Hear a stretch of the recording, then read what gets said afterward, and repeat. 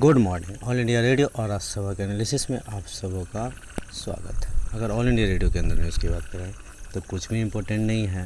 Next देश देशांतर के अंदर भी इम्पोर्टेंट पॉइंट नहीं है। द बिग पिक्चर का एक आर्टिकल है, ई कॉमर्स से रिलेटेड डिस्कस करेंगे। तो चलिए डिस्कशन स्टार्ट करते हैं।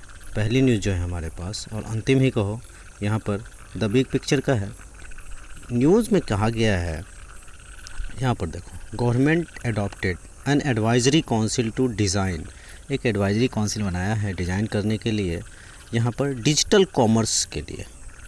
मतलब प्लान ये है कि ई कॉमर्स का प्रोसेस को डिजिटल तरीके से मोनोपोली को ख़त्म किया जाए। ये जो स्टैंडर्ड्स प्रोटोकॉल है, स्टेक होल्डर्स को ई कॉमर्स के ज़रिए, सेलर्स के ज़रिए साथ लाया जाए। जो डिफ़िकल्टीज़ प्रॉब्लम्स जो ट्रेडर्स को आती हैं वो ट्रेडर्स को ना आए। यहाँ पर open network for digital commerce की बात कही जा रही है। Open network for digital commerce ये गवर्नमेंट ऑफ इंडिया ने 2020 में लॉन्च किया था। Network for sellers from small to large traders, मतलब छोटे व्यापारी से बड़े व्यापारी तक। जो मोनोपोली है उसको ख़त्म करने की बात कही जा रही है।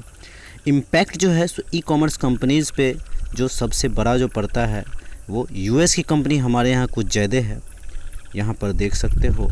नेक्स्ट ऑस्ट्रेलिया का, और हमारी कंपनी जो है यहाँ पर स्ट्रगल करती रह जाती है, मोनोपोली बढ़ जाती है। अमेज़ॉन, वॉलमार्ट, अबर जैसे जो कंपनीज़ हैं हमारे मार्केट में आए हुए हैं, और किस तरह से मोनोपोली को, मतलब इसको रेगुलेट करने की बात कही जा रही है। और हमारे भारत में 700 मिलियन इंटरनेट यूज़र हैं और एक बहुत बड़ा डाटा है।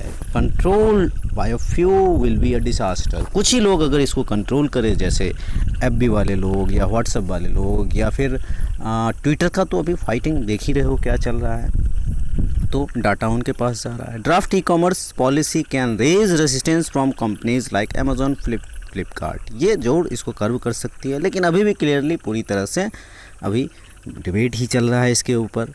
Extraordinary person those who were in Aadhaar card जैसे हम लोग डाटा देते हैं, या फिर NPCI, my government, retail industry, these makes inclusive, innovative बनाता है। ये NPSI मतलब हमारे भारत गवर्नमेंट की भी कुछ चीज़ें ऐसी हैं। लास्ट 50 साल में India is dealing big tech companies के साथ डील कर रही है, बहुत आगे बढ़ते जा रहे हैं। 9 प्लेटफॉर्म्स हैं which are billion user platforms इसके पास हैं। प्राइवेट सेक्टर, जाहिर सी बात है, बाहर की कंपनीज़ हैं। भारत की एक खास बात, only country to have public digital platform JAM trinity. ये आप समझ रहे हो। आधार लिंक प्रोजेक्ट्स, दो बातें, हमारे भारत का अपना पर्सनल है। और tens of unicorns around UPI is being created, मतलब UPI के तहत हम लोग बिज़नेस करते हैं। और कुछ ही प्लेयर्स जो ई कॉमर्स के अंदर है, अगर मोनोपोली बनाए तो वही बार बार मोनोपोली की बात कही जा रही है। कि कुछ चैलेंजेज है कि ये बात की जाए इसके अंदर, तो UPI was ruled out, people didn't believe it, not due to its openness people and businesses are using fastly.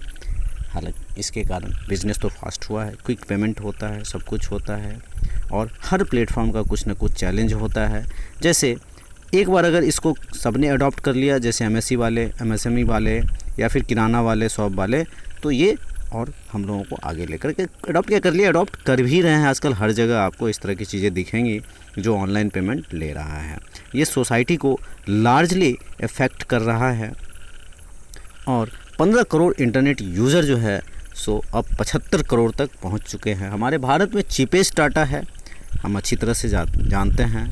और ये जो 4th रिवॉल्यूशन आएगा हमारे यहाँ क्या पूरे वर्ल्ड में जो आएगा, इसमें भारत एक स्ट्रेंथन की भूमिका बना करके इंक्लूसिव ग्रोथ के माध्यम से ई कॉमर्स बिज़नेस को और आगे बढ़ाने के रास्ते को देखते हुए बहुत आगे बढ़ सकता है। तो आज के डिस्कशन में इतना ही था। Thank you.